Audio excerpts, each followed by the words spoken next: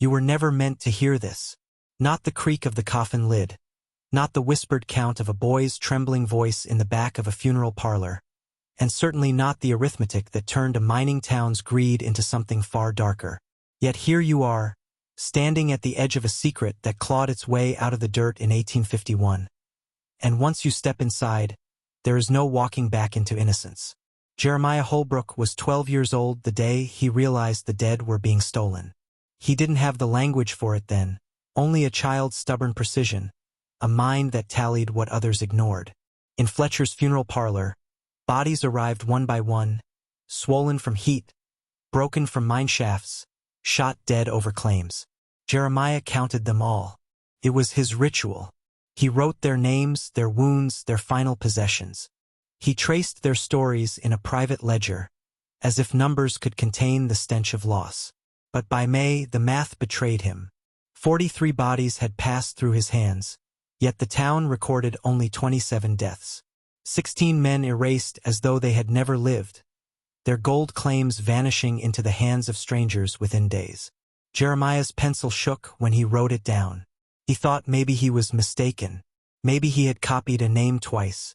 Maybe grief warped his senses. But when he checked again, he knew. The numbers didn't lie. And then the whispers began. The undertaker's careful silence. The men who carried bodies without family, paying cash for quick burials. Deputies who stood too close in the parlor, eyes sweeping the room like predators watching a child. Jeremiah felt it before he understood it.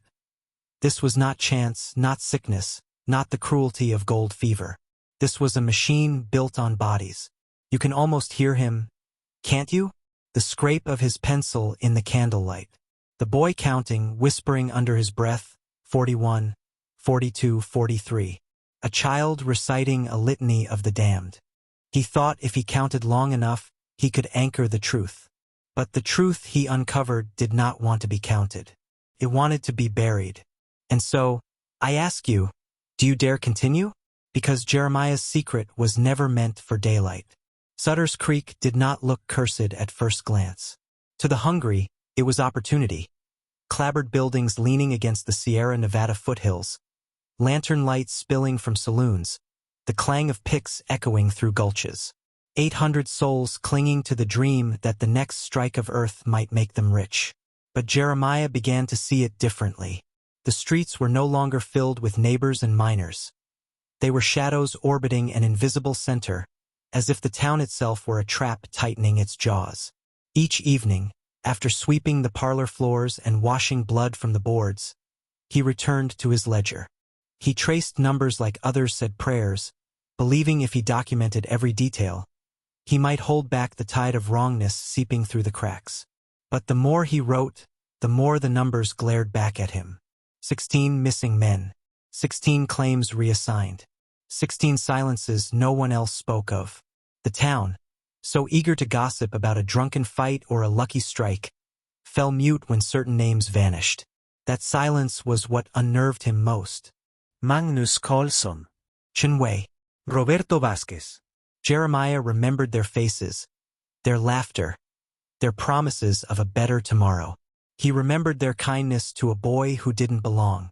Yet when he asked quietly about them in the streets, shoulders stiffened. Eyes darted away. Don't trouble yourself with miners' business, lad, one shopkeeper muttered before slamming his shutters. Even his mother, weary from stitching seams until her fingers bled, urged him to leave it alone. The dead don't need you counting them, Jeremiah, she whispered one night. The living do. But she didn't see the pattern. She didn't feel the weight pressing against his ribs when he closed his eyes, because Jeremiah began to sense it. A watching presence, not of ghosts but of men. The deputy's cold stare at the parlor door. The sudden hush when certain conversations stopped as he walked by. He was 12 years old, yet the town regarded him not as a child but as a risk. Something about his obsession had been noticed, and once noticed it would not be forgiven. Still he counted. 43. 43. Again and again, he whispered the number like a curse and a shield. For in the arithmetic of the dead, Jeremiah knew he had stumbled on the one truth Sutter's Creek could not afford to let live. The first test came with Magnus Carlsen. Jeremiah could not let it rest, because Magnus had been kind to him in life, and in death, everything about his story reeked of lies. Heart failure, the men had said. Yet Jeremiah had seen the scuff marks at the claim, the torn chain of a pocket watch, the empty gold pouch that should have been heavy with dust. Magnus had not collapsed gently at his work. He had been stripped, erased. Jeremiah began to speak his suspicions in small, careful ways. To Mrs. Weaver, who had once cooked Magnus' supper after Sunday service. To the blacksmith, who had sharpened his pick just days before his death. Strange, isn't it? Jeremiah murmured. How a man so strong could just fall down like that? But the answers were never answers. Mrs. Weaver stirred her stew until it boiled over, refusing to meet his eyes. The blacksmith only spat into the fire, muttering, "Best not ask, boy." And in their silence, Jeremiah heard something louder than words. Fear. So he probed another way. At night, he slipped from his bed and returned to Magnus' claim by Willow Creek. He studied the earth, retracing the struggle. He crouched low, running his fingers over the gouges in the soil where boots had dug in. He whispered Magnus' name into the darkness, as if calling him back to bear witness. And that was when he noticed it. A half-buried scrap of fabric, torn and stained, snagged beneath a stone. It was not Magnus. It was the dark blue of a deputy's coat. The next day, when Deputy Patterson walked down Main Street, Jeremiah stared at him too long. He saw the man's jaw tighten, his eyes narrow. Patterson did not need to speak. The warning was in his glance. You are seen. But Jeremiah was young enough to believe that truth itself might protect him. He told Fletcher, the undertaker, what he'd found. The old man paused, his hand frozen on the coffin lid. Then, without a word, he gripped Jeremiah's shoulder and squeezed. Not in comfort, but in command. You'll say no more of this, Fletcher whispered. Not to anyone. Do you understand me? Jeremiah nodded, but inside he burned. For if silence was demanded, then silence itself was proof. Something larger than death was moving in Sutter's Creek, and it was dressed in badges and black coats. Once Magnus' death gnawed its way into Jeremiah's bones, the others began to surface. It was as if the boy's mind, once opened, could no longer close itself against the truth.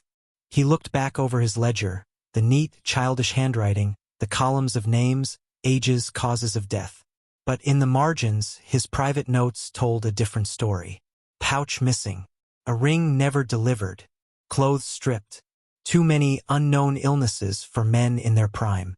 The pattern sharpened with every line he read. Chinwei. He had brought Jeremiah sugared plums once, laughing at the boy's astonishment that such sweetness could exist in the rough camps. The parlor recorded him as dysentery, but Jeremiah remembered Chen's hands. No swelling, no tremors, no sickness in his body. He had been vibrant, then gone. Days later, his claim near Eagle Ravine was reassigned to a mining company with ties to the sheriff's office. Roberto Vasquez, loud, joyous, a man who sang in Spanish outside the saloon until men threw boots at him from the windows. Jeremiah wrote his death as accidental cave-in, but he recalled the body laid out cold on the undertaker's slab. No crushed bones, no dirt under the fingernails, only a wound at the base of the skull, hidden beneath the hair. His claim, too, transferred swiftly into new hands. One after another, the pattern stretched. Men who had struck promising veins, men without close kin in California, men who would not be missed by anyone powerful. Always they vanished from the records. Always their bodies came through Fletcher's door. And always their claims slipped quietly upward into the hands of merchants, deputies, or speculators tied to the very men sworn to uphold order. Jeremiah's hands trembled as he traced the web. He was 12 years old, yet he saw with brutal clarity what the grown men pretended not to. This was not chance nor tragedy. It was extraction. Sutter's Creek was not a town. It was a funnel, lives ground into dust, gold siphoned upward to feed the appetites of those who had already decided who would live and who would vanish. The boy felt sick but also alive, because once the veil was torn, He could not unsee it. Every smile on Main Street looked sharper now. Every deputy's hand rested too casually on a pistol. He had stumbled onto a truth that smelled of rot and power.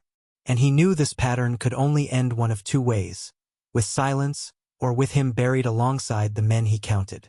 Obsession is a quiet predator. It doesn't strike at once. It coils itself around a boy's ribs, whispering that he will never sleep soundly again until he drags the truth into daylight. That was Jeremiah in the spring of 1851. Counting was no longer enough. Ledger lines would not protect him. He needed proof, something undeniable, something that would break the silence choking Sutter's Creek. By day, he continued his work in Fletcher's parlor, scrubbing tables, measuring coffins, feigning the obedience of a child. But by night, he slipped into the dark veins of the town. He prowled the abandoned claims of the vanished men, searching for scraps. A broken shovel handle, a bloodstain half buried beneath gravel, a set of boot prints leading nowhere. Each discovery fed his fire, but none could yet shatter the mask of official records. Then he began to watch the deputies themselves. Patterson, with his hawk's eyes and clipped stride, visited the claims too often. Another deputy, Harlan, lingered in the saloon with men who were suddenly flush with gold dust days after a miner's disappearance. Jeremiah hid in shadows, pressing himself against walls, listening through floorboards. He learned the rhythms of corruption. The whisper of names, the jingle of coins, the careful coordination of silence. Once, he dared to follow Patterson out of town under cover of fog. His small frame darted between trees, heart hammering with every crunch of leaves. He watched the deputy meet a merchant near the old mill, exchange a folded paper for a heavy pouch. Jeremiah crept close enough to hear a fragment of words. Claim rights sealed tomorrow, before a snapped twig beneath his foot betrayed him. Patterson's head whipped around, pistol drawn, eyes scanning the dark. Jeremiah pressed his body into the earth, barely daring to breathe as the deputy's boots crunched within arm's length. For a moment, the boy tasted the raw metal of death in the back of his throat. But Patterson moved on, cursing at the night.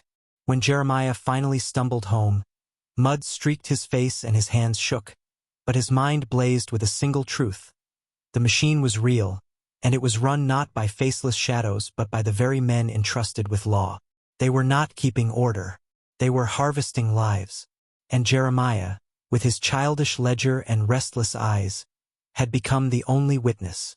The first warning was almost laughably small. A nail driven clean through the cover of Jeremiah's ledger while it sat on the undertaker's desk. Nothing stolen, nothing destroyed. Just a reminder, we see what you write. Fletcher said nothing when Jeremiah found it. He only looked at the boy with tired eyes, the kind that begged him to stop digging, but offered no protection if he did not. The second came days later. Jeremiah returned to his cot in the back room of the parlor to find his blanket folded neatly, but lying across it was a dead crow, wings broken, throat slit. He gagged at the sight. Someone had been inside. Someone wanted him to know how easily they could reach him, even in the place he slept. The third warning was louder. On Main Street, in broad daylight, Deputy Patterson rested a hand on the boy's shoulder as he passed, his grip iron hard. "Careful where you walk, son," he said, his voice smooth as a blade. "There are holes out there deep enough to swallow a man whole." Jeremiah nodded, staring at the dirt, but the words burned into his chest. Fear seeped into everything. At night, he thought he heard footsteps outside the parlor, circling slow. His mother began to notice his sleepless eyes, his trembling hands. "You're frightening me, Jeremiah," she whispered, pressing his face into her arms. But how could he explain that it was not madness making him shake? It was the clarity of seeing the trap. He knew, with the certainty of numbers, that the men who killed Magnus, Chan, and Roberto now turned their gaze on him. And yet, the warnings only hardened his resolve. For each threat was proof. Each intrusion was an admission. They feared the boy's obsession because they knew what he carried inside him. The pattern, the arithmetic, the truth. If they needed him silent, then silence itself was a weapon. But Jeremiah was 12. too young to master his fear, too stubborn to release it. Instead, he clung tighter, gripping his ledger like scripture, whispering the numbers to himself in the dark. 43, 16 erased. And behind each erased name, a man in uniform, a man of the law. The town pretended all was well, but Jeremiah understood. The countdown had begun. He was no longer just a boy who counted bodies. He was now one of the bodies being counted. The boy's ledger was no longer safe. Jeremiah knew it each time he touched its cracked leather cover, saw the nail hole piercing its first page. If they could reach him, they could erase the book. And without the book, there would be nothing but a child's trembling memory. Easy to dismiss, easy to bury. So he began to smuggle pieces of it outward. A page torn carefully from the back, folded and tucked beneath a loose floorboard at the parlor. Another hidden in a jar behind his mother's sewing supplies. He slipped one between the hymns in the church's battered psalm book, reasoning that no deputy would ever kneel low enough to flip those pages. It was a child's desperate attempt to scatter seeds, to ensure the story could not be burned in one sweep. But secrecy gnawed at him. What good were numbers hidden in cracks and jars? He needed an ally, someone who could stand taller than he could. He thought of the preacher, old Reverend Ambrose, who thundered about sin every Sunday but whose eyes softened when he looked at Jeremiah. One evening, after the service, Jeremiah lingered by the pews and whispered, "Reverend, there are men dying who aren't dead, men being stolen." The preacher frowned, laid a hand on the boy's shoulder and said gently, "Your imagination is heavy for your age. Best not trouble your spirit." But Jeremiah saw it, the flicker of recognition in the old man's eyes, the way his hand trembled. Ambrose knew, and worse, he feared. That failure nearly broke him, but Jeremiah tried again. This time with a miner, Eli Thompson, a kind man who had once shared bread with him by the creek. Eli listened more carefully, nodding slowly as Jeremiah described the missing gold pouches, the vanished names. He did not laugh. He did not hush him. Instead, he whispered, "Careful, boy. You're speaking about men who measure their gold in graves." Then he pressed something into Jeremiah's palm, a tarnished crucifix. "Keep this close. Not for God, for courage." It wasn't proof. It wasn't safety. But it was acknowledgement. Someone else saw enough to believe him, if only in silence. And that was enough to fuel Jeremiah's next step. He would gather evidence so sharp, so undeniable, that even the most fearful man in Sutter's Creek would no longer be able to look away. The parlor became his battlefield. Bodies laid out on wooden slabs, candles flickering against pale skin. Jeremiah learned to move like a shadow, taking what others overlooked, not coins or trinkets for himself, but pieces of evidence that spoke louder than any ledger. The first was a silver pocket watch, its chain snapped, pried from Magnus Carlsen's vest. Fletcher had told him to discard it, claiming the dead had no use for trinkets without family to claim them. But Jeremiah knew better. A man's last possession, torn and hidden, was not worthless. It was testimony. He wrapped it in cloth and buried it beneath the floorboard by his cot. The second was worse. Roberto Vasquez, marked in the record as a cave-in casualty. But when Jeremiah washed the blood from the base of his skull, his fingers found the clean, round indentation of a blunt strike. Cave-ins did not leave such wounds.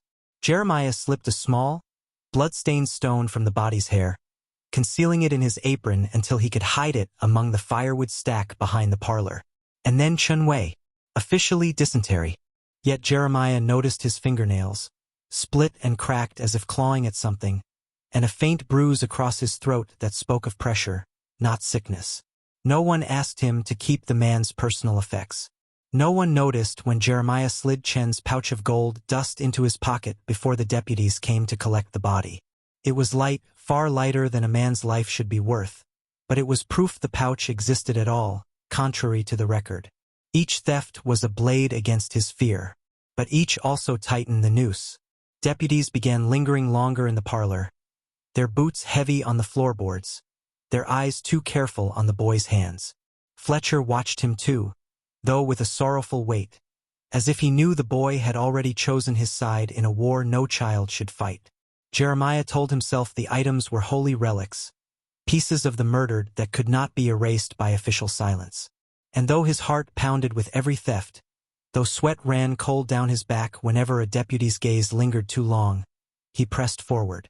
Because now he had more than numbers in a ledger. Now he had fragments of truth, objects that whispered of murder in a town that demanded silence. It was inevitable. You cannot steal from the dead without the living noticing. Jeremiah had hidden the watch, the pouch, the stone. But whispers move faster than children's hands. By June, the deputies' glances sharpened into stares, and their presence thickened like smoke around him. One morning, Patterson entered the parlor unannounced.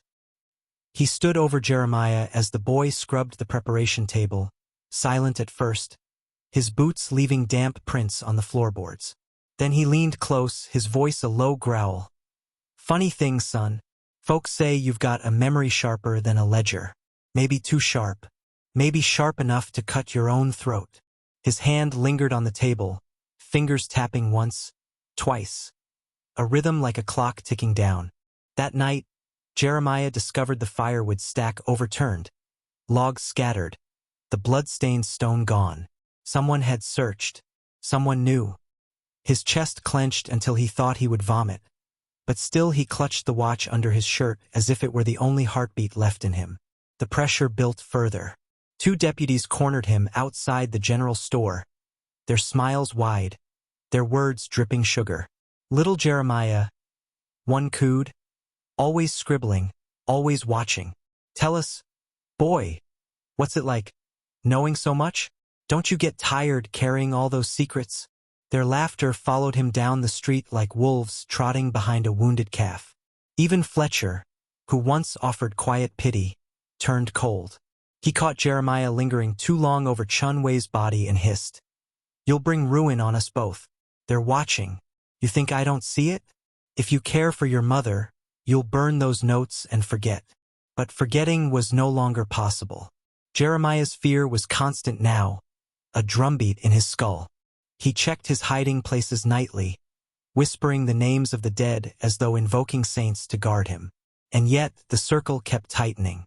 One evening, walking home, he felt the unmistakable crunch of footsteps behind him, slow and deliberate.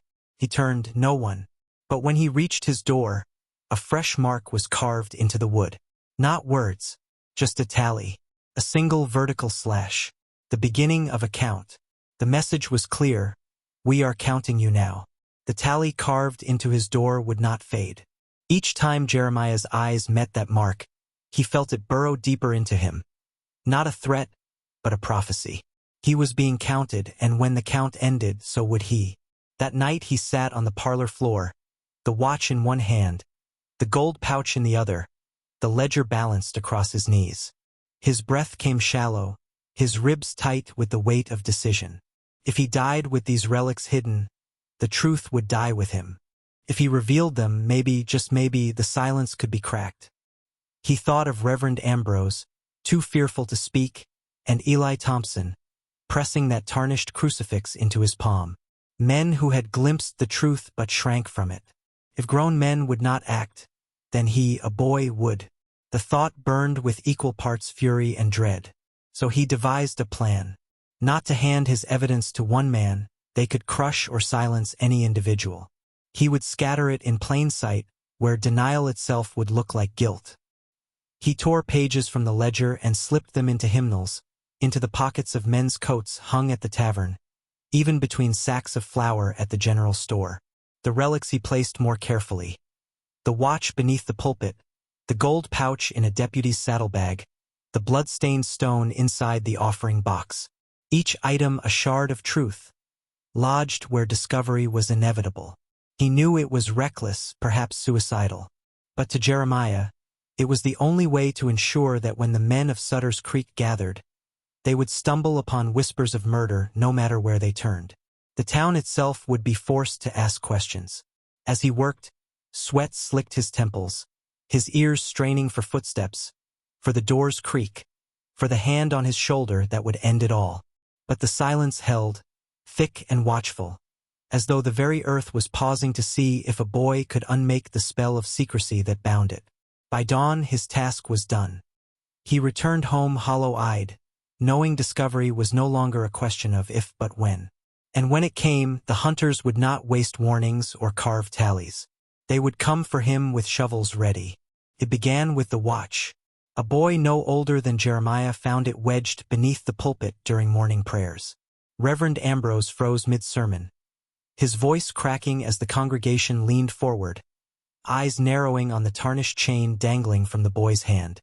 That belonged to Magnus, someone muttered, a name that was not supposed to be spoken in church. Then came the pouch of gold dust. A deputy reached for his saddlebag and withdrew it before the crowd outside the tavern, startled by its sudden weight, his fingers coated in fine glitter. "Where the hell did this come from?" he barked. But the question rang too loud, too accusing. Men exchanged looks, their faces pale, remembering Chun Wei's vanished wages. And at the evening offering, when Ambrose's trembling fingers opened the box, the blood-stained stone rolled free onto the altar. The women gasped, the men muttered, and suddenly the silence of Sutter's Creek was no longer seamless. It was fraying, gaping, threatening to split apart. Panic rippled through the town like a contagion. Whispers surged in taverns, in homes, in the mine shafts themselves. Some claimed the dead were haunting them, scattering relics to curse the living. Others hissed of theft, of betrayal, of secrets clawing their way into daylight. And behind every whisper, the same name surfaced: Jeremiah, the boy who counted too much, the boy who saw. Deputies prowled harder now, their tempers sharp, their hands twitching at their holsters. Fletcher avoided Jeremiah's eyes entirely, his jaw set, his lips bloodless. And Eli Thompson, the miner who once gave him courage, cornered him in the alley and hissed, "You've stirred something you can't put down. They'll flay you alive if they're sure it's you. Hide, boy, hide." But Jeremiah could not hide. He felt it in the air. The town itself was shifting. Men who once shrugged at vanishings now whispered behind their hands. Wives pressed rosaries until their palms bled. Children drew tally marks in the dirt without knowing why. The silence was cracking, but cracks let things through both ways. The question was no longer if the truth would surface. It was whether Jeremiah would still be alive to see it spoken aloud. The mask of order snapped back on like a trap. Sheriff Coleman himself rode through Main Street that evening, his black stallion pounding sparks from the stones, the echo of its hooves drowning every whisper. Deputies spread out behind him like wolves, rifles across their saddles, eyes darting from window to window. Their presence was not protection. It was a warning. The message was clear. The silence would be restored, by force if necessary. By morning, notices appeared nailed to the tavern door, the church post, the general store. All rumors of unnatural deaths or theft of claims are false and malicious. The sheriff's seal glared at the bottom like an iron fist. Men read the words aloud with trembling voices, then stuffed them into their pockets, as though possession of paper alone could shield them from suspicion. Then came the punishments. A Chinese prospector named Liang was dragged from his tent at dawn, accused of inciting unrest. He had merely muttered about Chun Wei's missing pouch. But that was enough. The deputies broke his ribs with their rifle stocks and left him writhing in the dust, a spectacle for all to see, a warning carved into flesh. That night, 2 miners who had whispered of Magnus' watch were found hanging from the sycamore at the edge of town, their faces purple, their bodies twisting in the moonlight. The coroner's report listed drunken mishap, but every child who passed on the way to school knew better. Jeremiah watched it all unfold, his small hands shaking as he clutched his ledger under his shirt. He had planted evidence like seeds, and now the ground itself was bleeding. But the more the sheriff struck, the more the town recoiled. Men began locking their doors at dusk. Women whispered prayers louder. Children avoided eye contact with deputies as if eye contact alone could summon death. And Jeremiah knew. The net was closing, not just around the town but around him. Fletcher's gaze, once stern but almost paternal, now burned with suspicion. Even his mother noticed the way deputies lingered near their window, their boots crunching deliberately in the dirt at night. The power of silence was reasserting itself, brutal and merciless. But Jeremiah had tasted its weakness. He saw the crack when men trembled at relics they couldn't explain, when the town flinched at the bodies twisting in the trees. The question was not whether the sheriff would kill him. The question was whether Jeremiah could drive the knife deeper before they did. Jeremiah knew he would not survive the waiting. The deputy's boots haunted his doorstep, the sheriff's glare burned in every shadow, and Fletcher's silence cut deeper than any knife. If he did nothing, he would vanish like Magnus, like Chinwei, like Roberto, and no one would ever speak his name again. So the boy made his choice. He would set fire to the silence itself. It began with the ledger, his secret record of every body, every missing pouch, every suspicious bruise, every name that appeared on his page but never in the town's books. He slipped into Fletcher's parlor one midnight, his hands trembling but steady enough to steal a sheaf of blank death certificates, each bearing the undertaker's mark. He forged them carefully, writing the names of the vanished men, the dates, the causes. A ledger turned weapon. A boy's handwriting turned into revelation. The next step was riskier. Jeremiah waited until Sunday, when the church filled with miners, wives, deputies, and even Sheriff Coleman himself. Reverend Ambrose's voice droned through the Lord's Prayer, but Jeremiah's heartbeat drowned it out. From the back pew, he rose, clutching his small leather book, his lips bloodless, his face pale. He stepped into the aisle. Every eye turned. His voice was thin at first, then sharpened into steel. "They're lying. Magnus did not die of heart failure. Chun-Wei did not vanish into the hills. Roberto Vasquez did not abandon his claim. I wrote their names. I kept their records. And I have proof." Gasps cut the air. Fletcher's face went white. The sheriff's jaw tightened, his hand inching toward his holster. Jeremiah opened the ledger, his hands shaking, but his words steady. "These are the deaths you buried in silence. These are the men you erased. Look at the dates. Look at the signatures. 16 men stolen, their gold claimed by others." The church erupted. Some shouted for order, others surged forward to see. Ambrose tried to smother the chaos with scripture, but no voice could drown the rising tide of anger, fear, revelation. And Jeremiah, in that storm, shouted louder, "Count the bodies with me. Count them." The crowd began to murmur the numbers, one by one. And it was in that moment, when the silence cracked wide open and the truth bared its teeth, that Jeremiah knew he had forced the reckoning. The only question left was how many bodies the sheriff was willing to add to the count. The ledger was still open in Jeremiah's hands when the sheriff moved. His revolver flashed from its holster with a speed that silenced every voice in the church. A single shot cracked the rafters, the bullet burying itself inches above Jeremiah's head. The boy did not flinch. His voice had already rung out. The damage was done.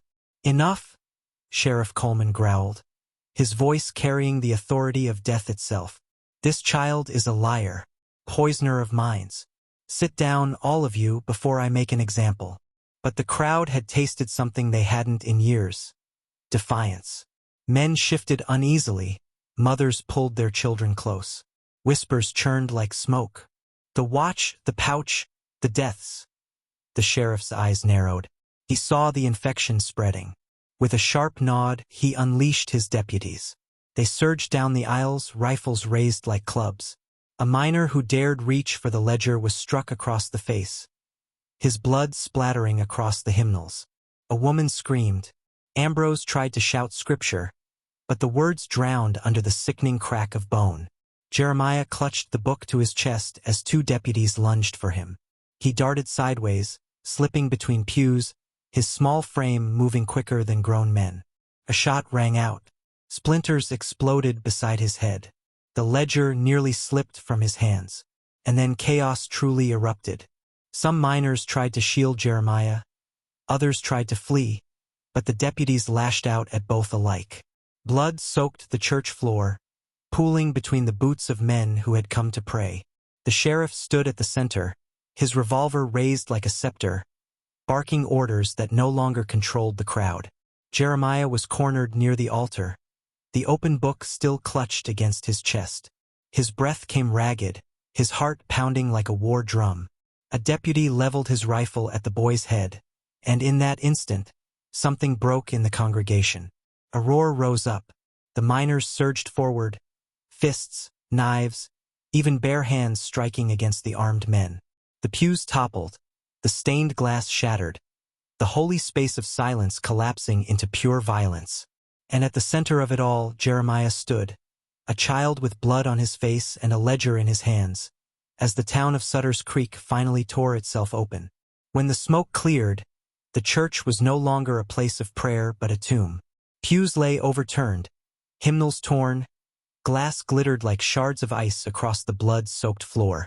Bodies sprawled where they had fallen. Miners, deputies, innocents alike. The air was thick with gunpowder, sweat, and the metallic tang of death. Jeremiah was nowhere to be seen. Some swore they saw him dragged out by Coleman's men, his small frame limp, the ledger ripped from his hands. Others whispered he slipped into the night, carrying the book with him like a torch into the dark. No record confirms which is true. All that remains certain is this: Jeremiah Holbrook's name never appears again in the town's records. By the next morning, order returned, or at least the mask of it. The sheriff's notices spread once more, declaring the chaos a drunken riot, sparked by foreign troublemakers. Deputies rode hard through the streets, enforcing silence with the butt of their rifles. The church was scrubbed clean, the blood rinsed away, the windows replaced. By Sunday, Reverend Ambrose preached again, his voice hollow, as though every word had been burned empty. But something lingered. Children carved tally marks into tree trunks with their penknives. Wives woke screaming, swearing they heard whispers counting through the night. Men touched their pockets where pouches should have been, their hands trembling at the emptiness. And still, the numbers did not add up. The arithmetic remained. Some say Jeremiah's ledger resurfaced decades later, its pages brittle, its ink faded but still legible. Others claim it never existed at all, that the boy was the ledger, that every vanished man lived only in his memory, and when he vanished, their ghosts vanished too. Yet the story persists, told in hushed voices across mining towns, across barrooms, across the forgotten places where gold once drove men mad. They say the boy who counted bodies still walks among them, keeping his silent tally, scratching invisible marks into the dark. And so I leave you with this: if you have listened this far, if you have followed Jeremiah into the silence, then you too are counted now. There is no leaving once you know. The boy's arithmetic does not forgive, it does not forget. Count yourself, and ask, who will count you when you are gone? You've walked with Jeremiah Holbrook into the silence, and now you carry his burden. If his story shook you, let me know in the comments. Write twice, I am counted, because when you speak it, you seal yourself into the ledger, part of this circle of men who refuse to look away from forbidden truths. Subscribe now, because each descent I bring you isn't entertainment. It's initiation. The deeper you go, the fewer ever return unchanged. The choice is yours, but remember, once you are counted, you never leave the ledger.